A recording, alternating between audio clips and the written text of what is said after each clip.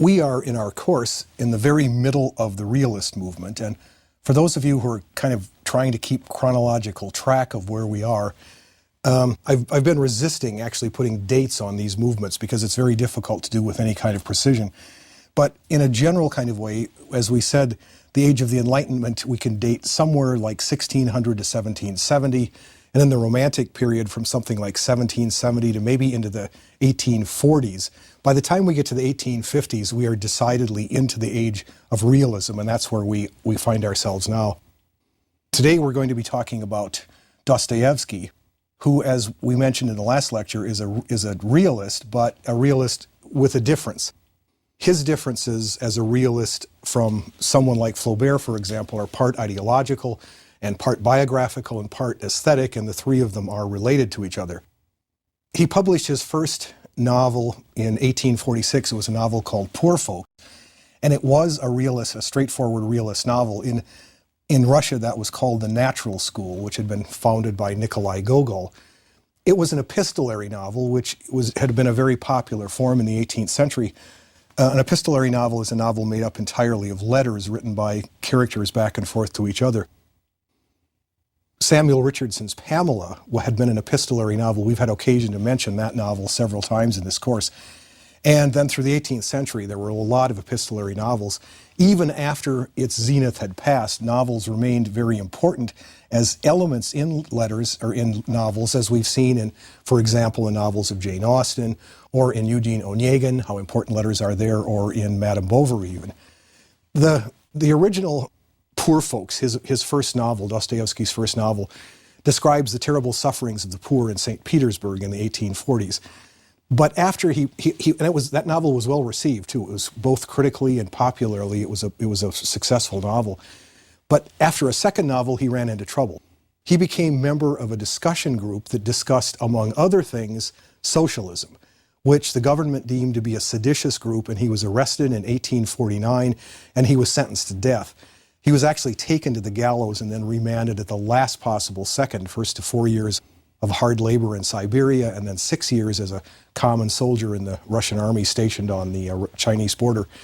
And so he didn't get back to St. Petersburg till 10 years later, till 1859. And when he came back, his ideas had undergone a really radical transformation. In Siberia, he had reread the Gospels, and he came back to St. Petersburg with an idea that Russian Christianity could save the world from materialism and conformity to Western ideas like Jeremy Bentham's utilitarianism or Adam Smith's enlightened self-interest. He also believed that human beings were fallen, but still free to choose between evil and Christ. And in his later novels, there's almost an obsessive interest in free will and the need to hold on to it at all costs. Even if you have to choose something that means personal suffering and pain, you will do it simply to assert that you still have a free will. Socialism now, after his return, looked like a pernicious doctrine. It looked atheistical. It looked like a denial of freedom. And that, in part, the denial of freedom part, is part of what the novel that we're going to be looking at in this lecture, called Notes from Underground, is really all about. He also had abandoned some of the principles of European realism. As far as he was concerned, European realism spent too much time on and too much attention to surface detail. He wanted to study human character, and he thought that human character was best revealed in moments of intense crisis. So he worked a lot with sensational newspaper stories, the same kind of stories that Henrik Ibsen would use as the material for his plays. He called this a kind of higher realism than mere descriptions of ordinary people living ordinary lives. Critics have sometimes called it sensational realism, and either title will work. It is realism, but it's realism with a difference. If, for example, a child kills his brothers and sisters and then hangs himself, leaving a note that says, "Because we was too many," some realists would pass this up, would avoid it because it's too extraordinary. Dostoevsky was gripped by this kind of story. Why did it happen? What went through the head of that little boy at the moment that he did this? I didn't, by the way, choose that example entirely at random. That is, if you recognize it as the plot of part of the plot of Thomas Hardy's Jude the Obscure. Nothing impossible happens in a Dostoevsky novel, but it all happens in a kind of heightened atmosphere, so that reading him is different from reading other realists. This lecture deals with a novel called Notes from Underground, which was written in 1864, and it really served Dostoevsky as a kind of preparation for the great novels to follow, the novels that we're all more familiar with, like Crime and Punishment, The Idiot, The Possessed, or The Brothers Karamazov. Those works are dealt with in other teaching company courses, and so once you've gotten through Notes from Underground, you can perhaps look those up and work your way through those novels as well. Notes from Underground was largely misunderstood in its own day. It didn't sell well, people didn't understand it, people didn't like it. But over the 150 years or so since its publication date, it has grown slowly in stature year by year. It's now considered to be sort of a prophetic book of much modern European fiction in its portrayal of an anti-hero.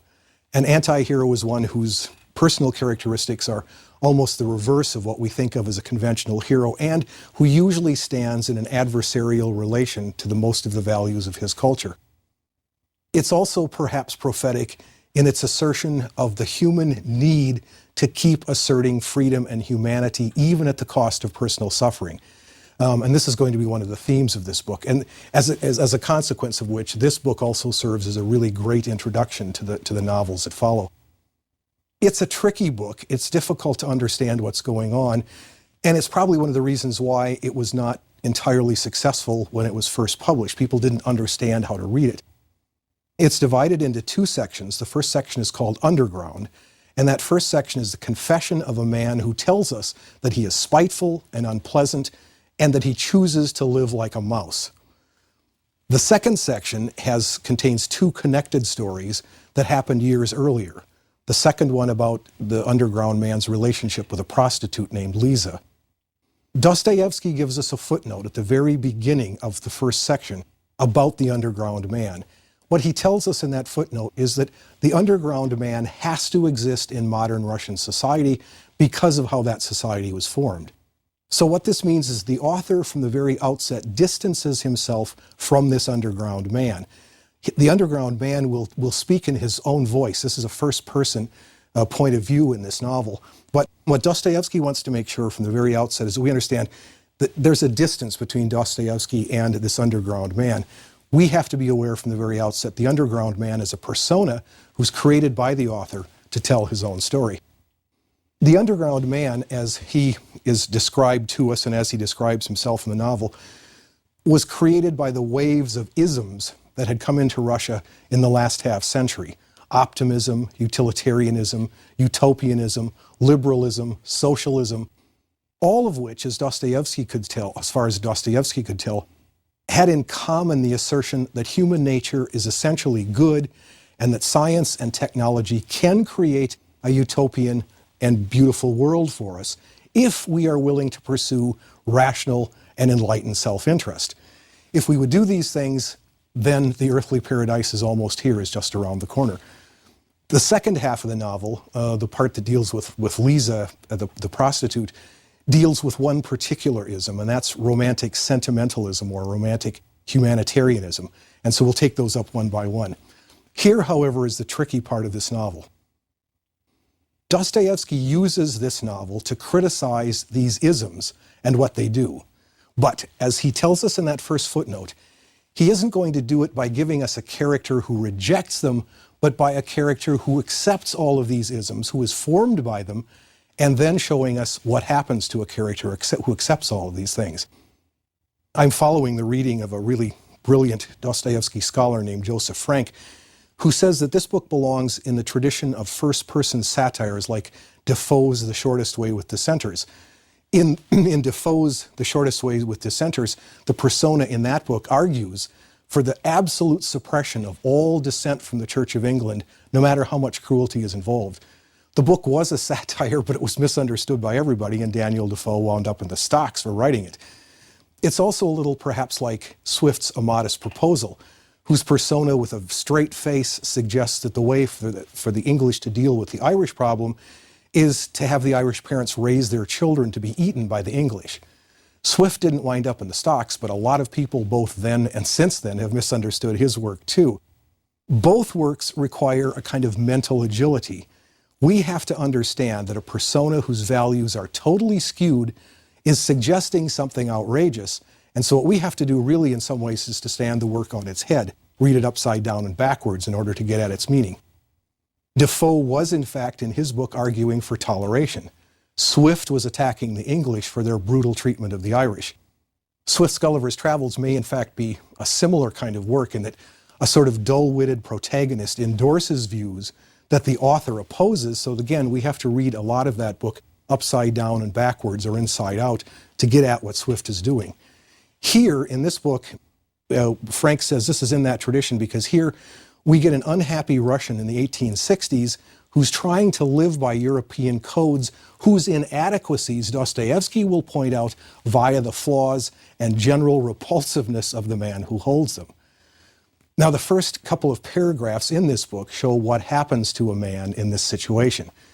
He's sick. He says he's been sick for a long time. He knows he's sick, and he knows what he should do. He should go to see a doctor. That's what you do when you're sick. But he refuses, as he says, just out of spite, even though he knows he's hurting only himself. And then he says, this is typical of him because he tells us that when he was a civil servant, he used to tyrannize over hapless petitioners who came to see him who needed help, even though he says he isn't a vindictive man. He used to do that anyway. What he tells us from the very outset is his impulses are in conflict with each other. The impulse to see a doctor, which is directed by self-interest, is in conflict with some other impulse, and the impulse to be friendly to the petitioners who came to see him was blocked by egotism or a desire to tyrannize and hurt people. His impulses, at any rate, are all in conflict with each other. And that conflict, or a series of them, is really what this book is about. The contradictions in his nature, he tells us, is what prevents him from behaving in a normal manner, from seeing a doctor, from treating his petitioners with kindness. And he also tells us that it's those conflicts which prevent him from really being anything. He says he's neither a hero nor an insect, but he's a perfectly characterless man, which he says any person living in the 19th century Russia would have to be. According to the underground man, he can't help being what he is because as he says, once we accept what he calls the laws of nature, one cannot be a free agent anymore. One simply illustrates those laws. All human choices become impossible. The laws of nature are what he sees as the core of all of these isms.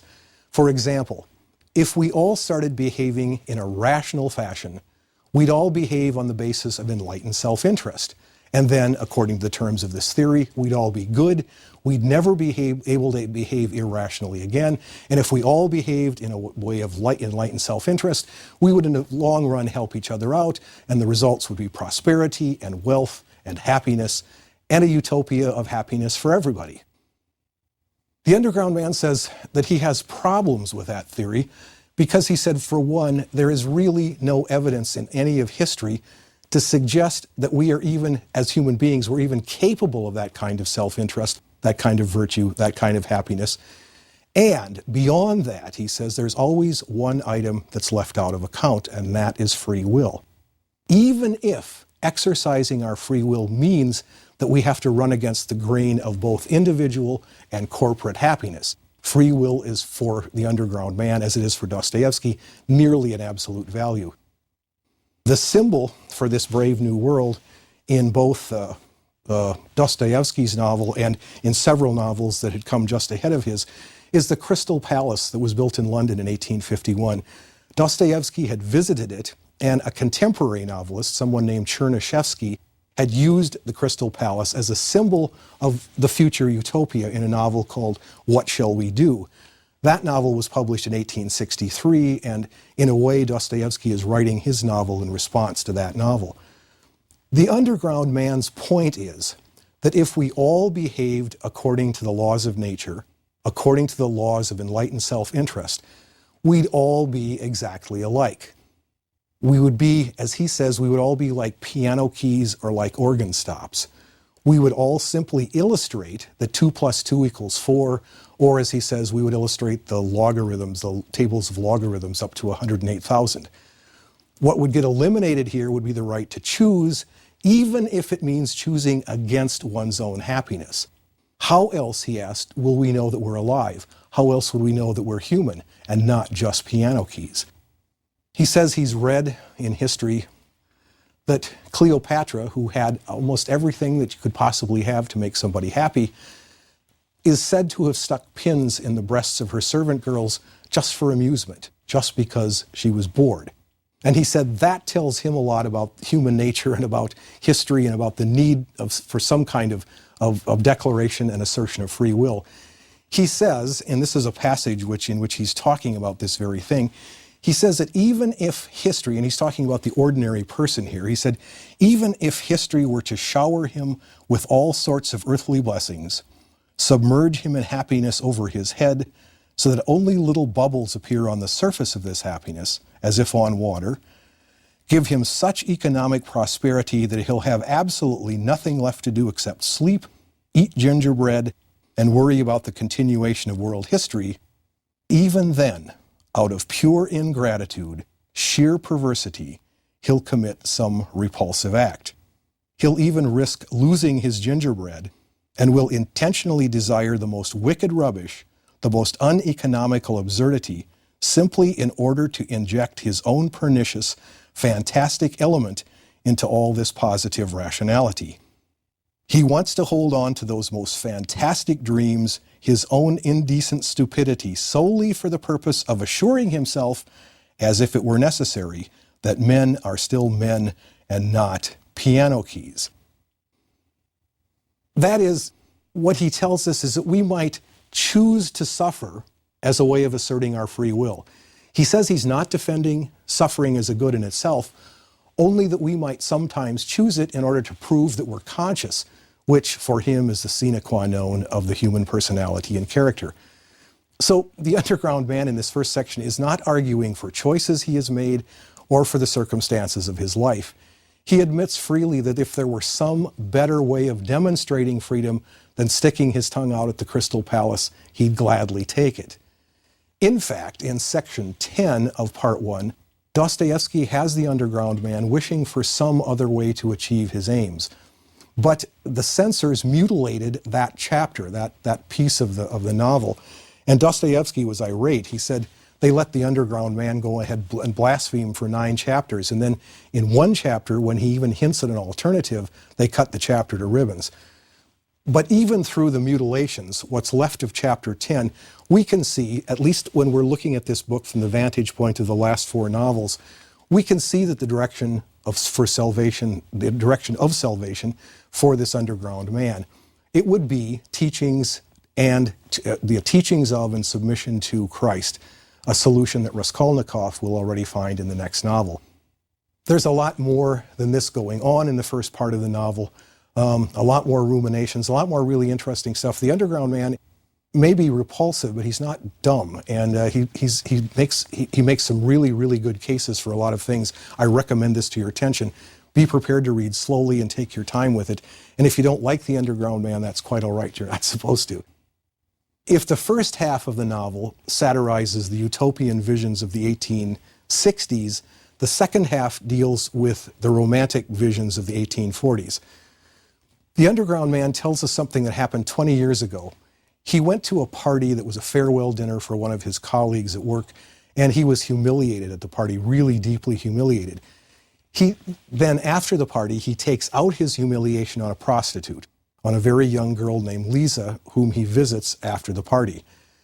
He humiliates her physically, yes, but even more importantly, he humiliates her intellectually. He lectures to her. He gives her a long speech using hundreds of cliches from romantic literature he's read about the disastrous course her life is taking and how she's going to wind up and what do her parents think, and he goes on and on and on and on.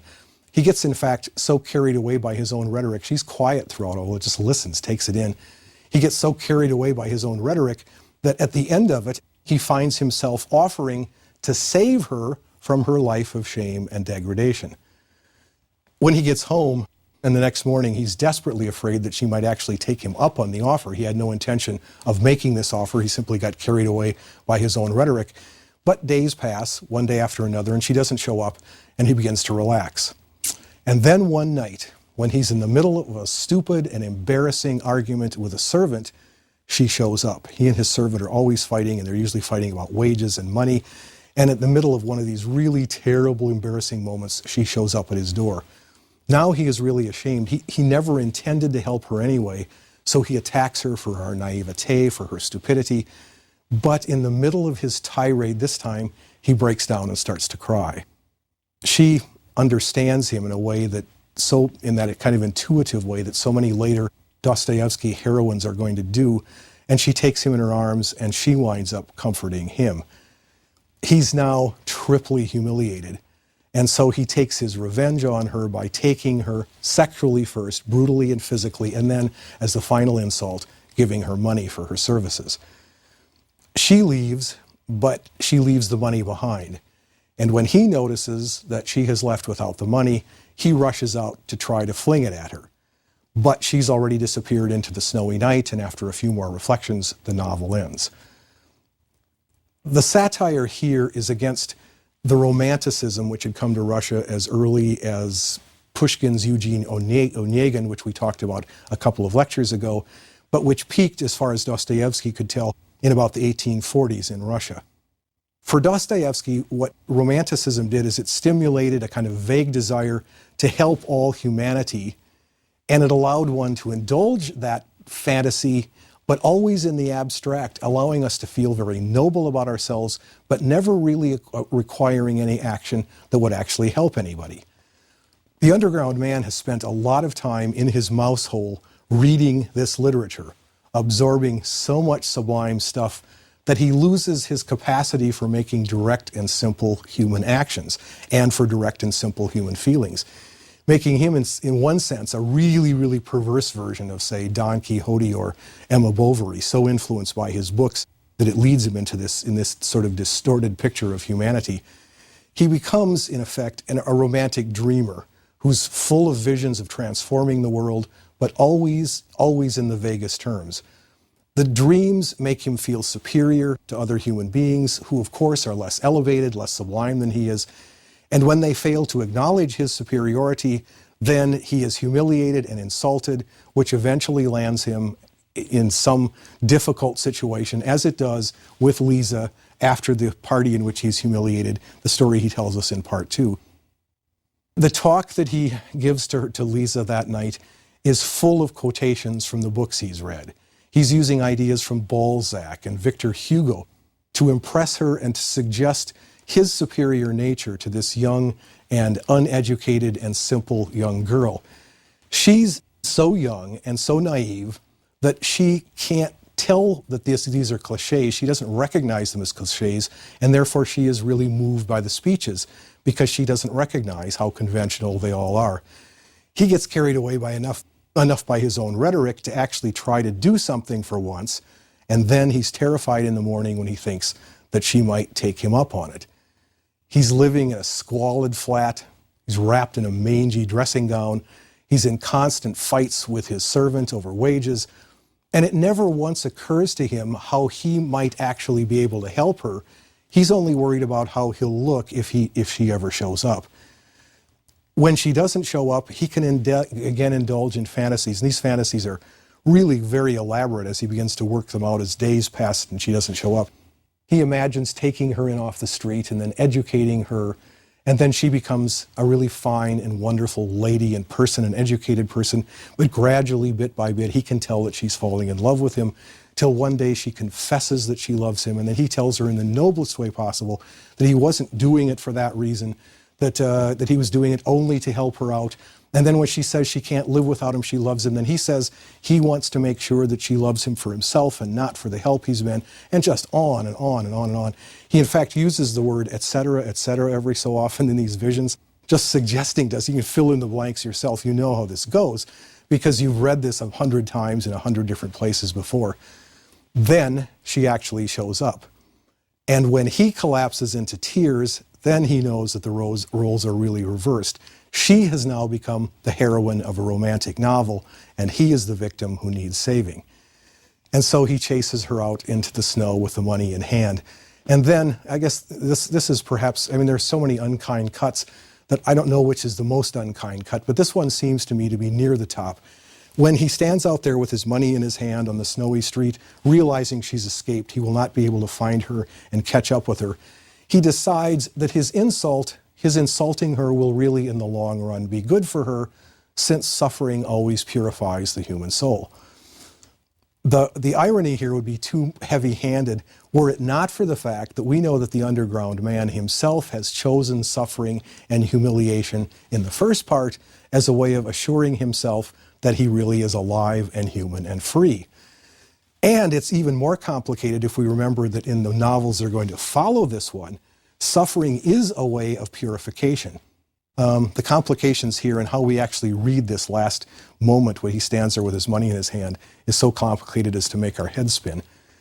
At the end, he returns to his solitude. In the first part, he's longed for an alternative to his way of asserting his freedom. In the second part, he's seen a glimpse of that way, and the glimpse he's seen is in Liza's disregard for her own humiliation and her identification with his torment. That, it turns out, that capacity for selfless love in future novels of Dostoevsky will be the only alternative to egocentric and self-destructive efforts of the underground man. But they're not available to him, because he's a product of the wrong-headed influences from the West, and he misses the point altogether. By how far he misses it suggests how far lost he is in the worlds of Jeremy Bentham and Adam Smith and Chernyshevsky. So, this is a Swiftian satire, which demands from us a kind of alert and agile reading. It's full of complicated questions, and its solutions are solutions which we have to look at very carefully, because we're always having to remember to sort of invert them, to read them inside out and backwards. The novel is important, I think, to us in this course in three different ways. For one, it does suggest the direction that Dostoevsky's fiction will take in the next 2 decades. It's a setup. It seems difficult to imagine how he could have written those last 4 great novels if he hadn't written this one first. Secondly, it's important in that in the underground man's awareness that there must be an alternative to his own self-destructive course to assure himself of his freedom and humanity, and in Liza's awareness that we have to be bound together in love. We have the first portrait of Sonia that we're going to get in Crime and Punishment, and we're also going to begin to get some of the really complex visions of history that we will run across in the Grand Inquisitor's review of human nature and history in the Brothers Karamazov. The ultimate solution for Dostoevsky to these laws of nature will lie not in individualistic assertion, not sticking our tongue out at the Crystal Palace, but in a kind of corporate and altruistic dedication of ourselves to others. All of that is implicit in this work, and all of that will be developed and made explicit in the novels that follow. The other way in which this novel is important to us is perhaps for us a little bit more harrowing. We live in a world that is so much closer to the ideals of the Crystal Palace than Chernyshevsky's Utopia, and Chernyshevsky's Utopia than Dostoevsky did. Those of us who are in the middle class buy our cars, which are stamped out at the same factories. We buy our clothes on suggestions from the same ads in the same magazines and newspapers and television. We watch the same movies and TV programs. We eat the same food purchased from the same chain grocery stores. We do the same thing for recreation, and we stay in the same hotels in the same cities. Our assumption is that having these things, we are exercising rational self-interest and hence pursuing personal happiness, which will keep us, as Candide says, which will keep us from vice and poverty and boredom. Over and over again, we illustrate every day those laws of nature against which the underground man sets his whole being. And we need to wonder. Critics have raised these questions and asked, we are always, us middle-class people are always totally stunned by the amazing increase in gang violence and vandalism in cities, for example, which looks to us like irrational, self-destructive behavior. But the underground man would say, might not that be evidence of the will for freedom and humanity itself? Might it not be Cleopatra sticking pins in the breast of her slaves because the pain shows that we're alive and not just piano keys? Other critics have suggested that in our day, the subway might be the perfect modern version of the underground man. Thousands of pale people falling into chutes every day on their way to identical jobs in Chernyshevsky's utopia. Dostoevsky is asking in this novel, isn't there something inside each one of us, a little tiny impulse to blow something up, to throw a rock through the window of the Crystal Palace, to stick pins in a fellow subway traveler just to prove that we're still alive? And that's a really provocative question.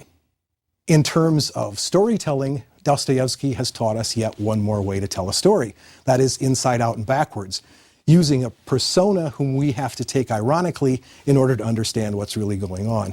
It's an amazing performance. If we don't like the underground man, I don't think that Dostoevsky would be shocked. In fact, I think we would be more shocked if we did wind up liking him or admiring him. But we do need to pay attention to what he says. In our next lecture, we will be taking a look at a third brand of realism, realism American style, as we visit America for the very first time in this course, to take up what Ernest Hemingway said was the true beginning of all modern American fiction, Mark Twain's Huckleberry Finn.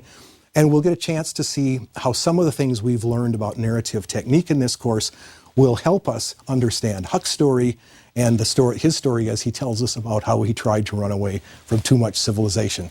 That's our next lecture.